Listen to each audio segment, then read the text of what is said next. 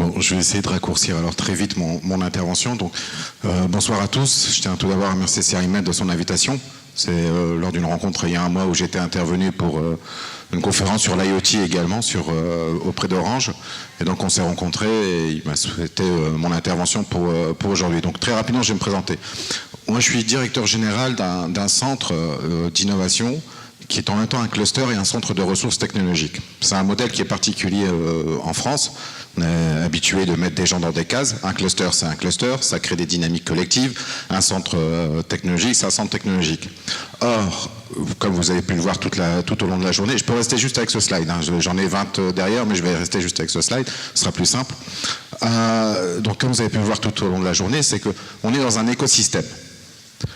On l'a évoqué tout à l'heure avec Business et Décision, il y a une chaîne de valeur qui est celle qui a été décrite. Donc il y a une multitude d'acteurs. Et au-delà de ces acteurs, c'est tout un écosystème qui construit. On l'a aussi évoqué avec Bosch. Donc comment construire un écosystème autour d'une marque, autour d'un produit, voire pour développer des services. Donc moi je suis parti de ce constat-là en 2005. J'ai commencé à travailler auparavant sur tout ce qui était autour des cartes à puce sans contact. Donc voilà. Et puis progressivement je suis arrivé au monde de l'Internet des objets. Et en 2005 j'ai fait une proposition auprès d'un territoire qui sont le Nord-Pas-de-Calais en France, donc tout en haut, là où il y a Lille, pour dire, qui sont devenus aujourd'hui les Hauts-de-France, en disant attention, on vit une révolution technologique qui va arriver, qui va modifier. C'est ce qu'on appelle l'hybridation entre le réel et le virtuel, c'est que ces deux mondes sont en train de converger. On parlait beaucoup de convergence des usages, mais également des convergences des technologies. Donc en l'occurrence, 3 technologies, qui est le monde de l'électronique. On en a très peu parlé aujourd'hui. Je pense que ça, c'est un élément aussi important. Il ne peut y avoir de développement d'Internet des objets sans la question électronique, miniaturisation et énergétique. Donc c'est 2 enjeux qui sont primordiaux également. Ensuite, il y a un autre élément, c'est les télécoms. Vous l'évoquiez, il y a une stratégie en Tunisie qui commence à s'implanter. Et il y a eu un appel d'offres qui a été lancé il y a quelques semaines autour justement de la mise en place d'un réseau bas débit. On l'a évoqué également ce matin sur les différentes slides sur les réseaux, dont un réseau qui est dédié autour de l'Internet des objets, parce qu'au final, l'Internet des objets, c'est quoi? C'est faire remonter des données, mais des petits données. Donc on n'a pas besoin d'infrastructures lourdes comme de la 4G ou de la 5G ou autre. Donc c'est un réseau qui doit être adapté à de la remontée de données, petits messages. D'où l'appel d'offres qui a été lancé il y a quelques semaines. Ensuite, c'est quoi? C'est l'analytique. Une fois que ces données ont été récupérées, maintenant la question sur la donnée, c'est où la récupère-t-on? Comment on la récupère? Et comment elle est traitée? Donc l'objectif n'est pas simplement de récupérer de la donnée ou de stocker de la donnée ou de collecter de la donnée, mais c'est d'en générer de la connaissance. C'est ça le vrai marché. Le business, il n'est pas dans la donnée pour la donnée, il est dans la connaissance que j'en génère. Et donc dans le traitement de cette donnée. Ce traitement de cette donnée, elle peut se faire dans le cloud, comme on l'a beaucoup évoqué, mais elle peut se faire aussi de manière complètement décentralisée. Donc c'est aussi ce qu'on va appeler le fog computing, voilà, donc de manière un peu plus disséminée, beaucoup plus proche. Donc ça, ce sont aussi des éléments qui font que tout cet écosystème est en train de se construire. Et donc il y a, je vais utiliser des grands mots, une disruption, donc un monde qui est en train de se détruire pour en créer un nouveau monde. Et recréer de la valeur. Que ce soit même dans le monde du numérique. Bosch évoquait qu'il pense à comment demain il va devoir encore exister, parce qu'il risque de disparaître s'il ne modifie pas. Et ça, c'est un élément qui est structurant.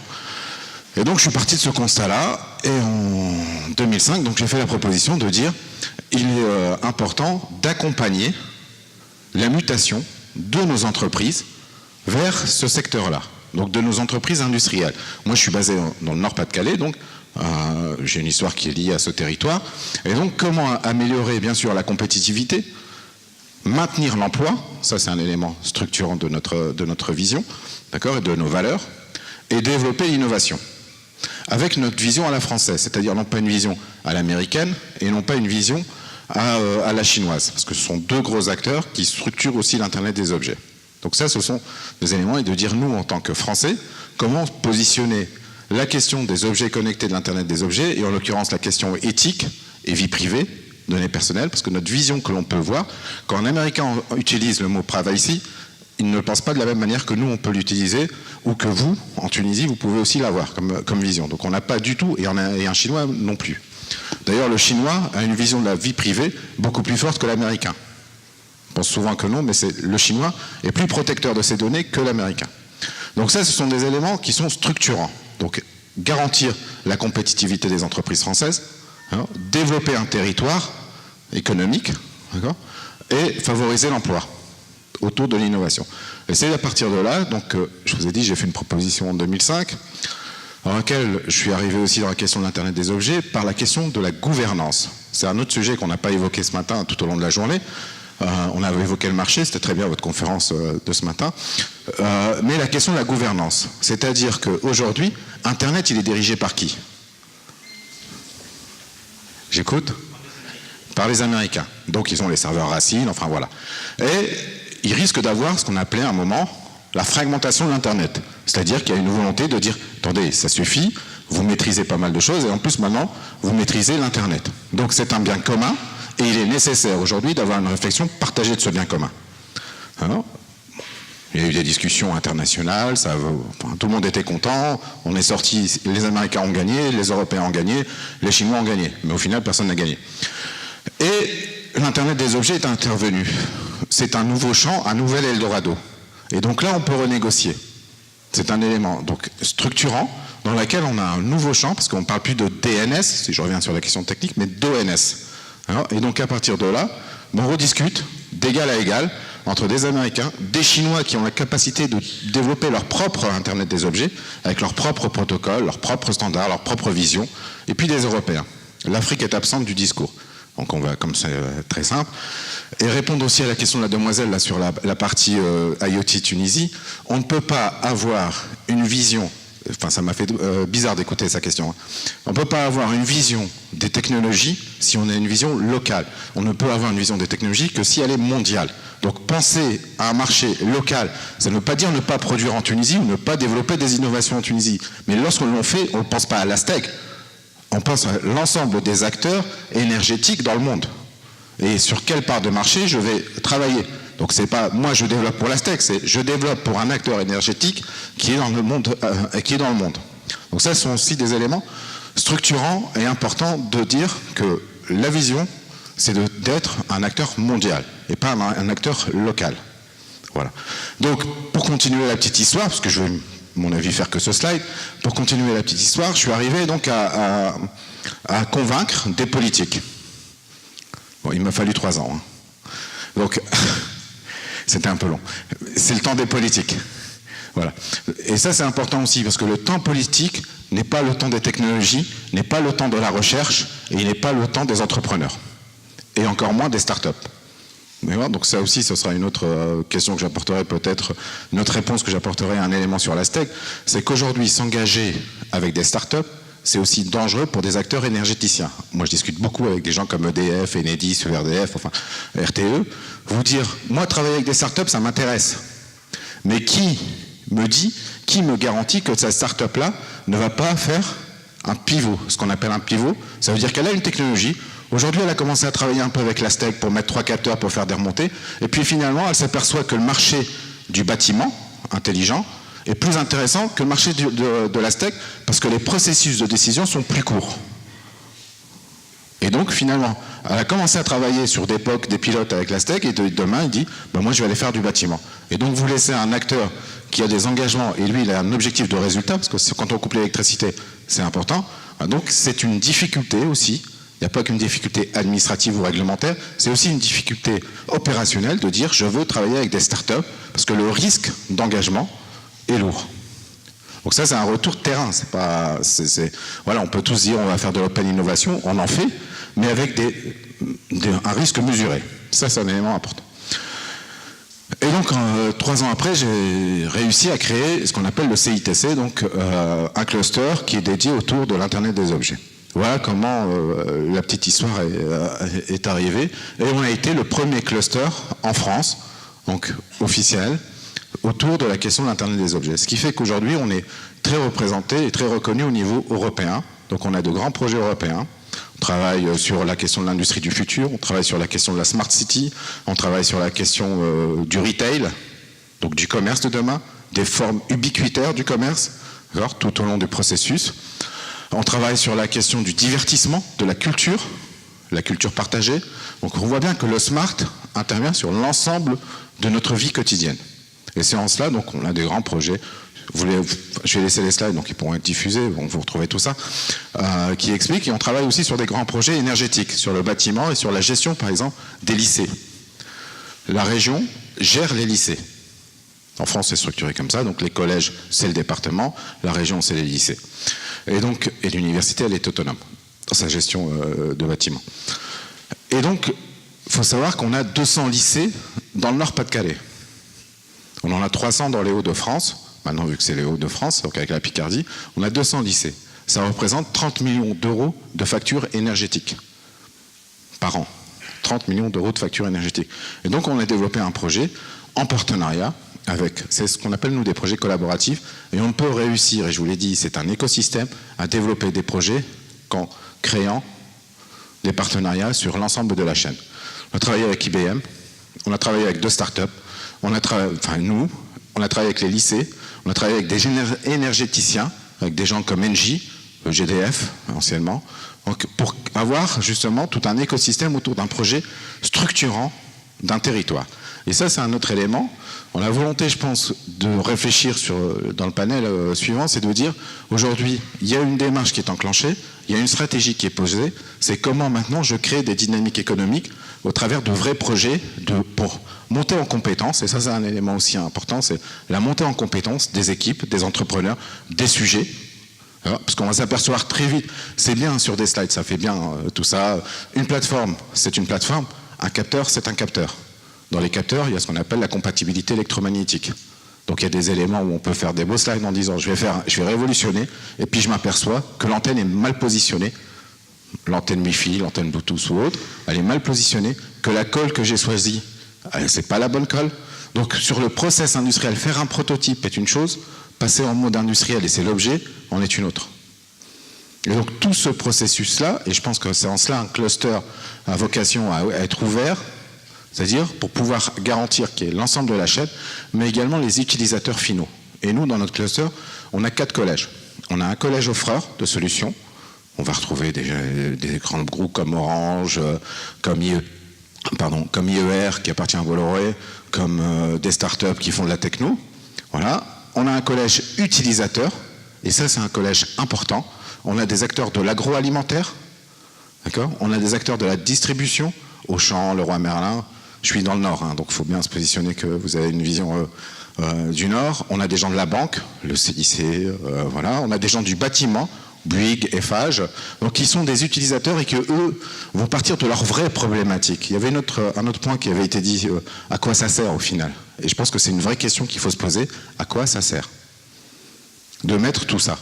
Donc il y a eu le temps de la gadgetisation, d'avoir un gadget, d'avoir une montre connectée, enfin ça fait bien, ça fait fun, ça fait geek, mais le vrai marché il est dans le B2B, il n'est pas dans le B2C. Hein, le marketing parle beaucoup du B2C, mais le marché de l'Internet des objets il est dans le B2B. Il faut partir des usages et des demandes des clients finaux. Il faut revenir dans une économie un peu plus classique. Donc le collège utilisateur, on a un collège qui est académique, on va regrouper les universités, les établissements de recherche, l'INRIA, le CNRS, l'IEMN, enfin différents acteurs. Et c'est un collège important aussi parce qu'on prépare les talents de demain. Et ça, c'est un élément structurant. On ne peut pas avoir d'entrepreneurs, parce que j'ai pas aimé moi la citation de ce matin là, du petit jeune, de dire on va rentrer au 21e siècle dans le monde de l'entrepreneur, et le 20e siècle c'était le monde des chercheurs. Il n'y a pas d'entrepreneur sans recherche, sans innovation. Sinon, ça s'appelle un commerçant, et puis il achète et il vend.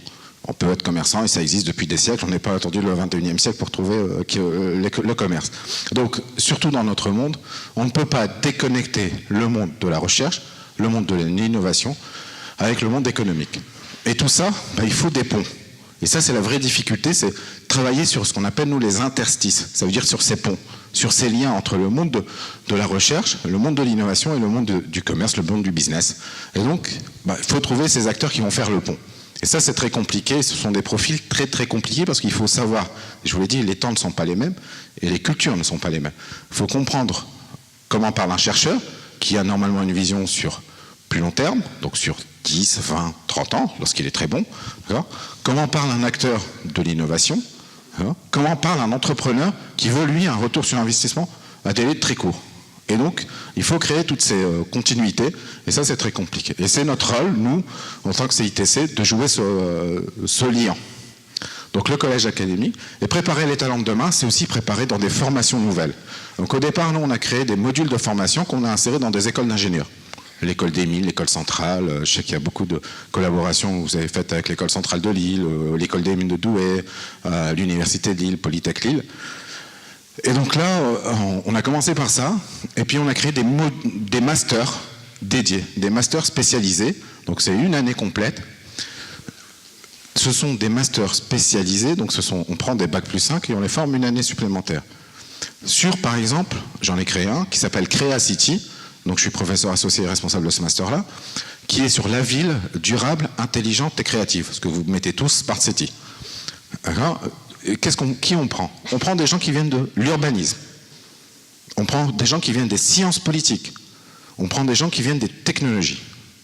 Et pendant une année, on les mixe, on les mélange, ils travaillent ensemble sur les technologies, ils travaillent ensemble sur les usages de ces technologies dans la mobilité, dans le bâtiment, dans l'énergie, dans les réseaux d'eau, les réseaux de canalisation, tout ce qui était souterrain, voilà.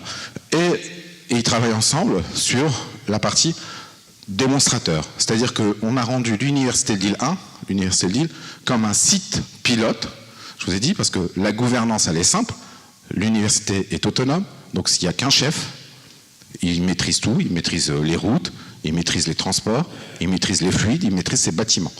Par contre, dans une ville, chez nous en tout cas en France, vous avez la ville, le département, la région.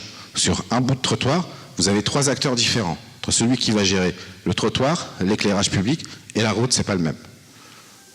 Donc il faut travailler avec 3 administrations. Discuter avec 3 administrations, c'est 3 fois plus long. Voilà. Et surtout quand vous avez 3 personnes qui ne s'apprécient pas beaucoup, c'est encore beaucoup plus compliqué. Parce que tout ça, c'est de l'homme au final. On parle beaucoup d'objets, mais au final, c'est que des relations d'hommes. Et donc, faire que l'université devienne vraiment un site pilote, parce qu'il est autonome en termes de gestion, et c'est plus facile pour mettre des capteurs, c'est plus facile pour travailler, c'est plus facile pour tester, et vous avez un écosystème qui est déjà créé autour de ce projet. Et on crée une dynamique. On a un autre master spécialisé, on travaille beaucoup sur, comme je vous l'ai dit, sur l'usine du futur, l'industrie 4.0, et on travaille, par exemple, on a un master spécialisé sur la robotique collaborative. Donc Colrobot, et on a 2 étudiants tunisiens d'ailleurs, dans ce master spécialisé, dont un vient de l'INSAT et un autre de l'ENIS, Sphère, c'est l'ENIS, hein. Voilà. Et donc, on travaille sur la robotique collaborative autour de l'industrie du futur. Donc, on l'a évoqué ce matin, tout à l'heure avec Bosch, sur la question du Colrobot. Et en fait, on est parti comment de ce projet, de cette création de master? On est parti d'un projet qu'on a gagné. On a gagné un gros projet H2020 européen. Donc nous, l'ENSAM, les arts et métiers, Thales, Renault en France, un Fraunhofer allemand, des Espagnols et des Portugais, qui s'appelle Colrobot, sur la robotique collaborative et pouvoir faire des tests et des pilotes dans le secteur industriel comme a pu faire Bosch, dans un domaine beaucoup plus fermé avec ses propres acteurs et sa propre chaîne de production. Nous, on est un cluster. Dans le cluster, on a nos valeurs. Et nos valeurs, c'est quoi? C'est la neutralité, la confiance et puis l'excellence. Donc c'est important, quand on mène des projets, de ne pas être lié. On est agnostique en termes de technologie. On peut travailler sur du Labib s'il faut, on peut travailler sur du Microsoft, on peut travailler sur différents... Notre objet, c'est d'être sur du Sami, sur du Samsung, qui est à peu près la même chose que Labib. On peut travailler donc sur... C'est vraiment être le plus neutre possible en termes de techno. Ce qui est notre objet, c'est de répondre aux besoins du client. Et donc, nos projets sont plutôt ouverts. OK ? Donc ça, c'est aussi un élément important dans le cadre d'un cluster, en tout cas, c'est d'assurer cette neutralité, parce que quand on a une centaine de membres qui sont en plus concurrents pour certains, il faut assurer cette neutralité. La confiance, c'est primordial, c'est un pilier dans le cadre de notre cluster.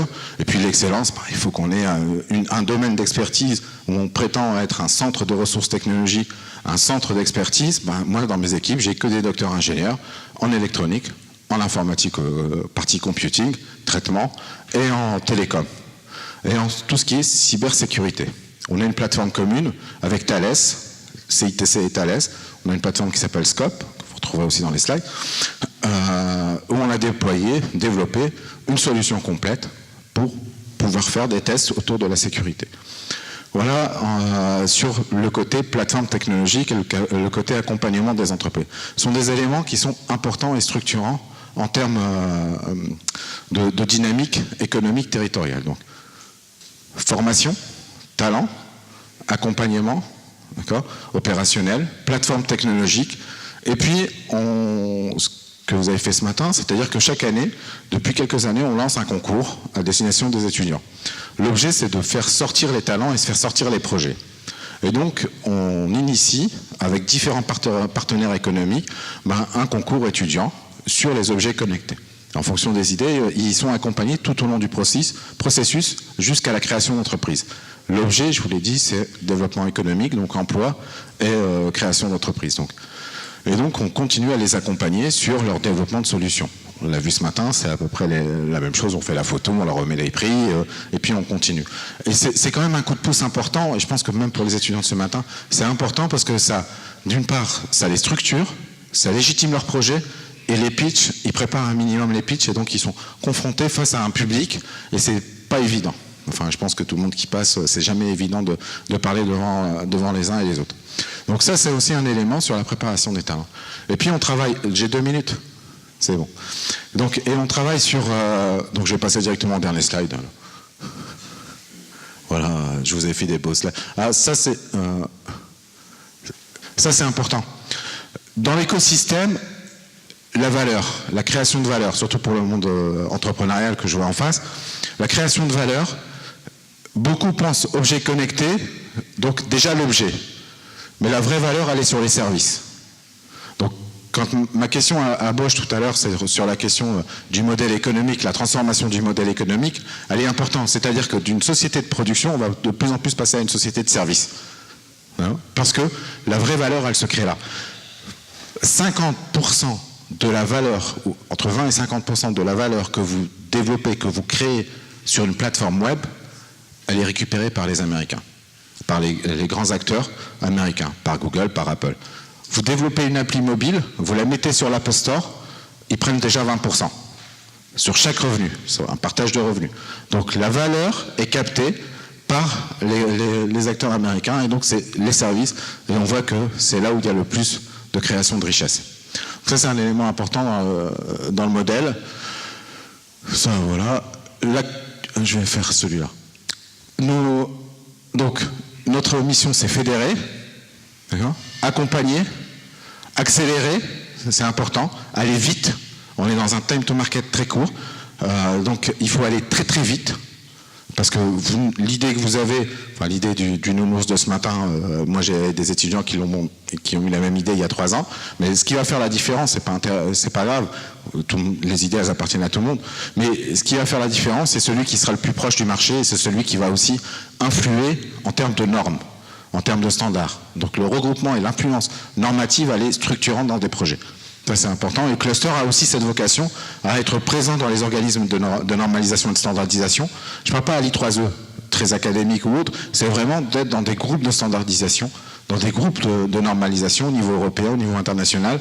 Je sais que l'I3E, pour les académiques, c'est le truc le plus important, mais pour les entreprises, et moi j'accompagne les entreprises, donc c'est d'être présent sur ces domaines-là. Et puis rayonner, donc être présent un peu partout à l'international, et ça c'est le rôle aussi d'un cluster. C'est pas le rôle d'un État, c'est le rôle d'un cluster qui doit accompagner toute sa dynamique économique. Voilà. Et puis j'ai fini, juste pour le petit dernier slide. Donc ça c'était Terril, ça c'est Notlob, ça c'est Scap. Et on a aussi un démonstrateur en fait. Moi, je suis basé à Lille. Lille, c'est grand, c'est 1,5 million d'habitants, c'est une grande ville, très technologique, enfin, c'est... Voilà. Et par contre, il y a des pépites un peu partout sur le territoire. Et il faut aussi diffuser. Et donc, il faut trouver ces pépites et il faut diffuser. Et donc, on a développé un démonstrateur, vous pouvez tout retrouver sur YouTube. Vous tapez YouTube, CITC, Eura RFID, ou CITC, Smart Home, Smart Living Lab, et vous avez plein de vidéos. Et ça, c'est un démonstrateur qu'on a développé qui est évolutif. Et on va de territoire en territoire sur l'ensemble de la région. Et vous pourrez retrouver le film. Et puis bien sûr, c'est pire que votre femme en fait, l'Internet des objets. C'est que eux, et on l'a dit, hein, c'est prédictif. C'est-à-dire que maintenant, elle va arriver, l'Internet des objets, à penser avant que vous ne pensiez. Donc au final, je préfère quand même ma femme, moi en tout cas. Merci.